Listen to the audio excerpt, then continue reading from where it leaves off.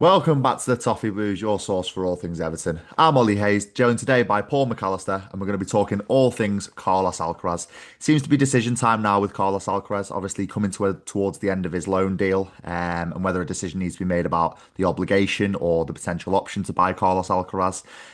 Just before we get into it, there was a poll done over on the Toffee Blues X page, and it got around 5,000 votes. And of around those 5,000 votes, 78% were in favour, 16% were unsure, and only 6% were against. So it seems to be that the large majority of the fan base do want Carlos Alcaraz to stay.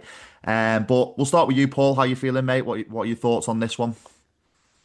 Um, Quite surprised about those poll numbers. 78% said yes, and only 6% said definitely no. Mm. Hmm. I don't know what he's done to get that level of popularity, but okay. Carlos Alcaraz, he looks like a tidy player, doesn't he? And he's done okay in the 4 or 5 months he's been here. But other than score that winner against Crystal Palace, has he really done much to write home about? Not really for me. I mean, to be fair to him, he's most of his games have been off the bench, haven't they? Because he haven't wanted to trigger that obligation to buy, which is I think he had to make something like 10 starts, Yeah, somewhere. Yes, it was like something like nine that. or 10, yeah. Yeah, and I don't think that can be triggered now. We've got obviously 4 games left of the season, and I think if he started all four, that still wouldn't be enough to Yeah. trigger it. I don't think so. Maybe we'll see more of him in these final few games, but in the minutes that he has been given, other than that really good cameo against Crystal Palace, Mm. I don't really see a footballer there who I think if we get him into the start 11 next season, then I think he's going to take us up a level and he's going to be a big difference maker. It might sound harsh that, but we've had a lot of players over the years where we bring them in January mid-season and they hit the ground running so well that you wonder how we ever coped without them before they got there. I can think of a few offhand, your Darren Gibsons, your Nikica Jeleviches, uh, Pienaar when he came back the second time. There's another player I'm thinking of as well. It's gone out my head, but just players who do so well, you think, oh my god, if only we'd had this fella last season, or we'd had this fella from the start of this season, we'd be on so much more points than what we are currently. But when I look at Carlos Alcaraz, if we'd have got him last summer and we'd had him all year long, and he'd have played under Sean Dyche, do you think he'd have made a big difference? Probably not. Probably not. Yeah. I Probably mean, not. And even if we'd started the summer with David Moyes and Alcaraz together from last summer, I still don't think it would be a drastic upturn in what we're currently managing. So yeah, I'm leaning towards a no personally. But what about you? Am I I being mean, harsh? I think you might be being a little bit harsh, but I think I've maybe I don't know. I've seen the sort of obviously going to Palace and seeing him score that goal. You kind of you hold those memories kind of quite fondly, and I do feel like he's kind of been hard done by in terms of the conditions of his loan. If you look at the amount of starts that he's had to have, and I think Everton have wanted to, and certainly David Moyes. Obviously, I think he's going to be going into this sort of director of football role himself, which we saw him do at West Ham. He likes to control the transfers. David Moyes, I think, has limited his game time because he wants to keep all of his cards close to his chest in terms of his decision. Obviously, because it's an obligation to buy, and he would have to make a decision towards we're in decision time now, we're getting to crunch time.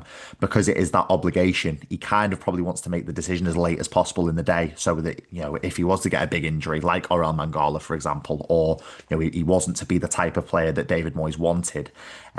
So I do feel like that his opportunities for Carlos Alcaraz this season have been a little bit few and far between because of the conditions of his loan. I don't think we've seen the full type of player that he is. I think in his various cameos, as you said, the Crystal Palace cameo, getting on the score sheet there, getting us the victory there. I know. I think all of us were thinking that we'd unearthed some gem from South America, that we'd signed some little wonder kid, but obviously it didn't really materialize like that. But I do think it's a sort of a double-edged sword. There's been a combination of him, obviously being hamstrung by those the details of his loan, the conditions of his loan, but also maybe David Moyes doesn't really fancy him too much as a player as well.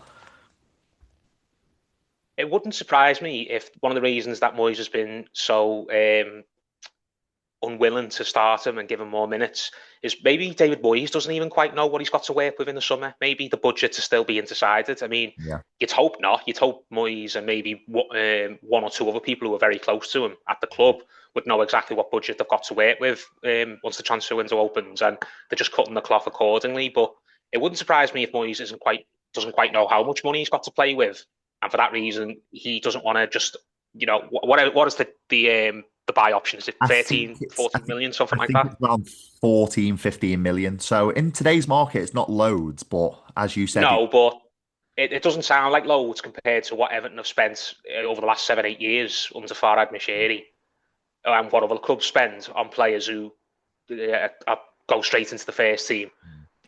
15 million could be a lot of it money to Everton, depending on how severely hamstrung we are with the FFP situation or the PSR, whatever it's referred to as. We don't know what our budget is. If we've got a budget of, say, 60 million, let's just throw that number out in the air. Do we want to spend a good 25, 30% of that on one player who we're not absolutely sure is going to be a starting 11 player for us for 30 plus games? He might be a player who just comes in and out. Moyes has never been that type of manager where he really pushes the boat out for a player unless he's absolutely sure on them. And based on what we've seen, I don't think Carlos Alcaraz is a David Moyes player, really. David Moyes likes his players to be quite, what's the word, flexible, yeah, and, yeah, and they can play more than one position. David Moyes very rarely kind of crowbars a player into a side where he just adjusts the whole team just to accommodate one person. There's been a couple of isolated instances over his career in the Premier League where he's just been absolutely desperate to get one player in, but mostly he wants players who can play, if you're a midfield player especially, who can play all across the midfield, whether it's out wide if you need it, whether it's behind the striker, whether it's sitting deep and just putting tackles in. And Carlos Alcaraz is very much in the mould of getting forwards and carrying the ball and looking to arrive late in the box. I don't really think Carlos Alcaraz is a player who's going to stay in the centre circle and have a real dogfight with the opposition when it's needed. Maybe he is, and I just haven't watched enough of him, or he hasn't been given a chance to show that. But the Carlos Alcaraz I've seen when he was playing for Southampton, and a little bit of watched at Flamengo, and the player I've seen in the Everton shirt, he's very much a player who wants to get up and link up with the striker. yeah, And David Moyes clearly favours Decore in that role. He's used yeah, Decore as the sort of the makeshift number 10, the second striker, whatever you want to call it. He's played Decore in that role, and rumours are that Decore is going to get offered another deal, that the club want to keep him around. And if Decore does stay next season, then I think Decore's still going to be in the starting lineup in that role. yeah. So it just goes again. Are we willing to just allocate a big part of our budget for a player who we're not sure of? And I think David Moyes just doesn't fancy him, because I always remember back to something David Moyes said when he was on the overlap with Gary Neville and Roy Keane about 6 months ago. It was not long before he came back. He was talking about like his previous experiences as a manager, like in recruitment, and he did say very pointedly, David Moyes, that he tends to make his mind up on a player very quickly, and Yeah. he's got a rule where if his gut tells him that he doesn't rate the player, or he doesn't think he can get the player into his tactical setup, he doesn't persevere with it. He doesn't keep the player around and think, right, I'll use him later, or I'll try and mould him into something else. He just very quickly makes his mind up and says, right, I'm just going to be honest with the player and say, it's not working. You need to go somewhere else. I don't have space for you, or I don't think you're very good. Yeah. And I just don't think David Moyes yet is in his history, and based on what he said, is going to be someone who's going to keep a player like Alcaraz around and say, right, I can't really get you into my team right now, but I'll keep you here and I'll play you next season, or Yeah. I'll play you in 6 months. David Moyes is not that type of manager, and I No, don't I think he's agree. Uh, ever going to be that type of manager. as well, it's like, as you said, he doesn't like to crowbar players and he doesn't like to put players in for the sake of it. Alcaraz is pretty one-dimensional in terms of the position he can play. He's a central player. We saw him try and play out wide. I can't remember exactly what game it was, but I remember West Ham, I think. it was Decore and Alcaraz on the pitch at the same time, and it just didn't work. They were getting in each other's way. Alcaraz was obviously forced out to the left-hand side, Decore playing central, and it didn't work. And as you said, Moyes tends to favour players that are pretty flexible in terms of their positioning. You look at like the likes of players that he's had at West Ham, for example. Jared Bowen can play anywhere across that front three. Antonio the same. He's a very flexible in terms of his positioning. He's very flexible. So is Alcaraz that kind of player? I'm not so sure. But to sort of counter that, I know sort of we plucked a bit of a sum out of thin air for what our budget might be in the summer in terms of like 60 million, for example. It could be less, it could be more. I do think that in today's market, 15 million is the new sort of between 5 and 10 million. I just think you've got to pay that amount of money to get a kind of player like that in that, maybe is just a squad rotation player that you would have picked up for 5, 6, 7 million pounds 10 years ago. The new 5, 10 million pound is 15 million pound to 20 million pound. And I think, similar to the likes of Jesper Lindstrom, for example, if we were to get him, that would be a similar kind of fee, in my opinion, for a squad player. So I think, would it be savvy business to try and bring in Carlos Alcaraz on a permanent? I'm not so That sure just from what this he's goes back to what I was shown and saying. everything. I don't think David Moyes thinks like that, Yeah. and he's never been a manager who thinks like that. He doesn't think, right, I'm going to get this player just because he's a bargain. He doesn't think like someone who's playing football manager. He doesn't. If he can't get a player into his team, um, or he's not going to sign a player unless he's going to put them in the reserves. If they're an 18 or a 19-year-old, then yeah, he probably will buy for the future. He did it with the likes of John Stones, didn't he? Mm. Right before he left for Man United. But I don't think he's a player who has, okay, he's a snip. There'll be someone else who's willing to pay 25, 30 million for this guy we've got here in 6 months. If we let him go back, someone else will pick him up and they'll spend even more money than we had the opportunity to sign him for. Moyes doesn't think like that. I think if it was up to Kevin Felwell, then He Kevin probably would. Felwell would Yeah. use that justification as reason for signing Alcaraz. He would think, Yeah. well, he's a snip. We can mould him into something. Just because we can't get him into the team right now, we can buy him. We can keep hold of him for 2, 3 years, and maybe then we can sell him for a big profit. I think if that was an old-fashioned, if it was Kevin Felwell or just a bona fide director of football Yeah. staying at the club, that would be their thinking. But that's not going to happen. Kevin Felwell's out the door I was in a gonna couple say, of yeah. weeks, and we're not replacing him with a like-for-like director of football. Yeah. That role is getting basically disbanded and put amongst 3 or 4 different people with Yeah. David Moyes overseeing everything. So I think it's an interesting point you raise, but I just don't think that's the way David Moyes thinks. And for that reason, I don't think he's that argument. I don't think he would listen to.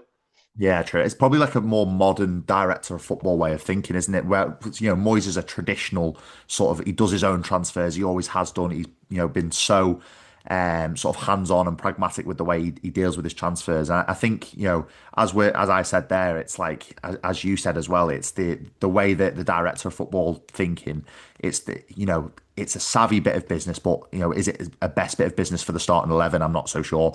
As you said, with Decore potentially signing a new contract, there's no real space for Alcaraz in that team next year in the starting 11. Unless there's a big drastic change where he massively upturns in form in these next 4 games, and makes sure that we have to sign him and he has to be in David Moyes' plans. I can't really see him being anything more than a squad player. And could 15 million be utilised in other areas, maybe focusing that on youth and try and bring a few more players from youth, as you said, like John Stones, for example, signing him very, very low and sort of building that up over time.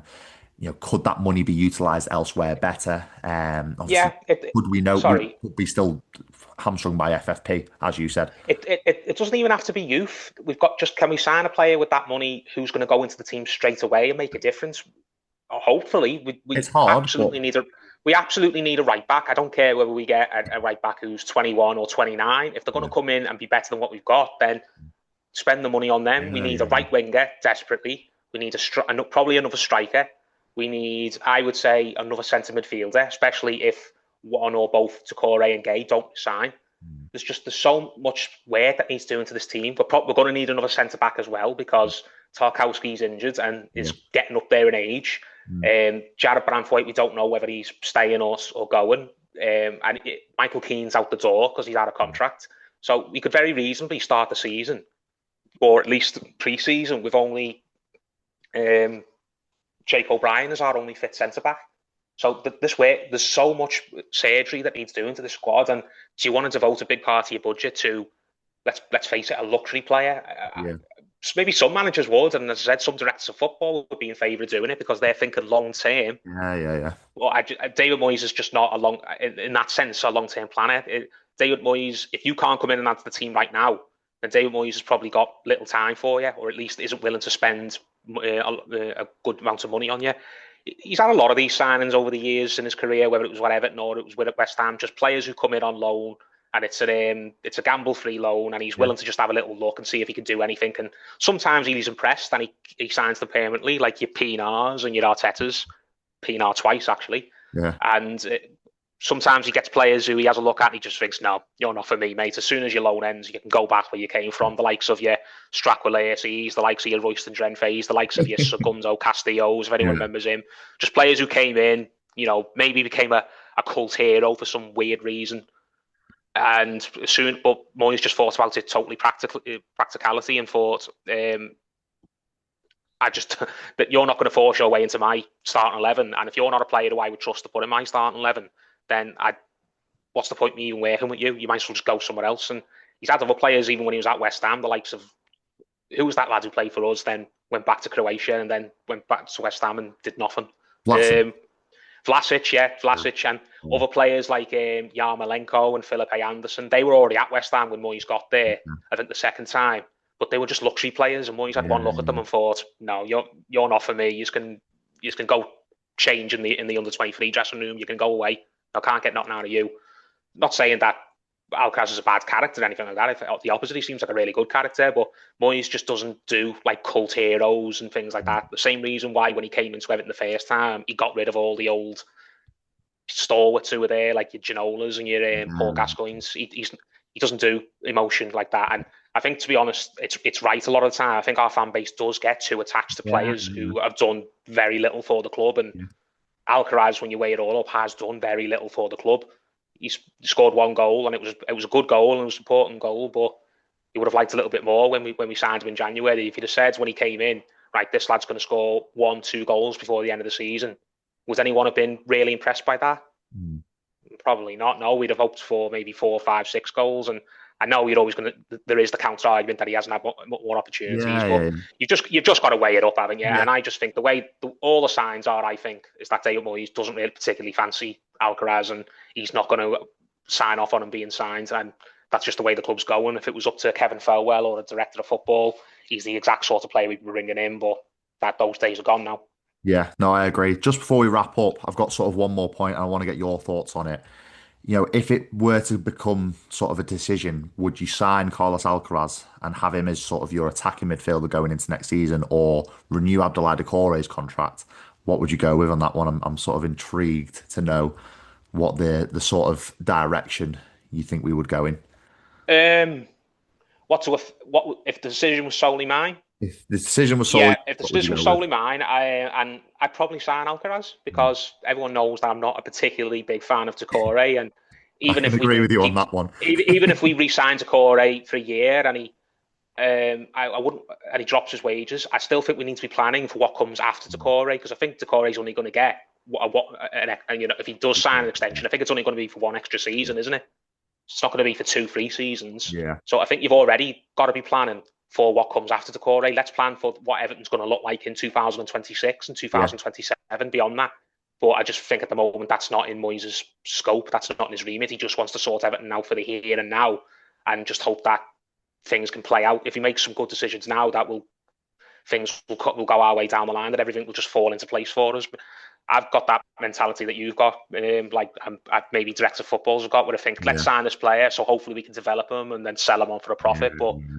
that's why I'm not a football manager and David Moyes is, and a That's very true. successful one. So I'd agree with you that in that one. If it was just down to sort of a straight decision between Alcaraz and Doucouré, I'd go with Alcaraz every single day of the week, just purely for that sort of longer term vision of having a player with sell on value. Because as you said, Doucouré is only going to get a year. There's going to be no sell on value there. And are you even going to get the best of performances out of Doucouré for that entire year?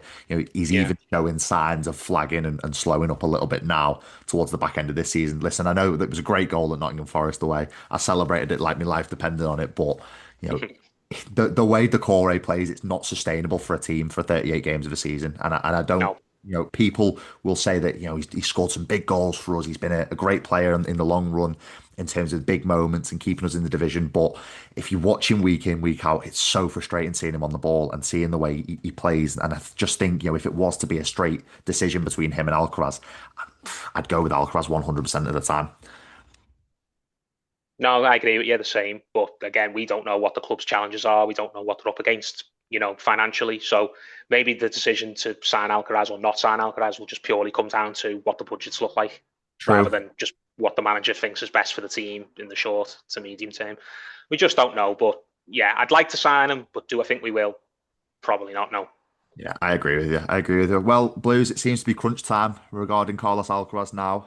Obviously, decision time is pretty much round the corner regarding his loan. Will we turn it permanent? Not so sure. Paul, it's been great to speak to you. Good little debate that. I enjoyed that. Yeah. That's all from us today on the Toffee Blues. Make sure you like, comment, and subscribe, and I'll speak to you soon.